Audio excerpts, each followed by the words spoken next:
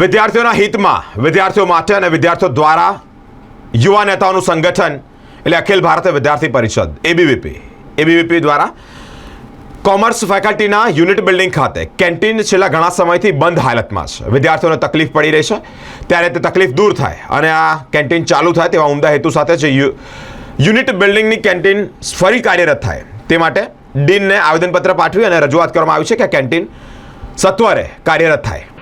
નમસ્તે. આજરોજ અખિલ ભારતીય વિદ્યાર્થી પરિષદ દ્વારા મેઇન બિલ્ડિંગ ખાતે આવેદનપત્ર આપવામાં આવ્યું છે.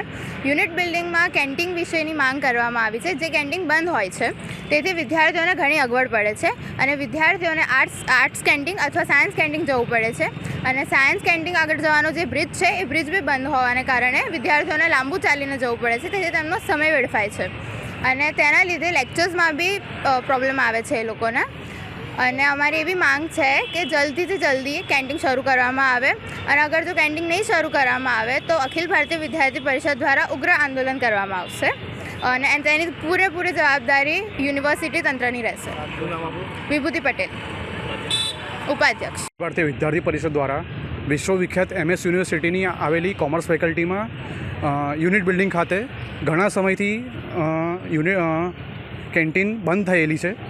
આજરોજ અખિલ ભારતીય વિદ્યાર્થી પરિષદે JK પંડ્યા સાહેબ કોમર્સ ફેકલ્ટી ડીનને આવેદનપત્ર આપી જલ્દી જલ્દ કેન્ટીન શરૂ કરવામાં આવે તેની માંગ કરવામાં આવી છે. જો આ કેન્ટીન વેલામાં વેલી તકે શરૂ નહીં થાય તો આગળ શું કાર્યવાહી કરશે? જલ્દથી જલ્દ આ કેન્ટીન શરૂ કરવામાં નહીં આવે તો અખિલ ભારતીય વિદ્યાર્થી પરિષદ દ્વારા ઉગ્રમાં ઉગ્ર આંદોલન કરવામાં આવશે આગળના સમયમાં.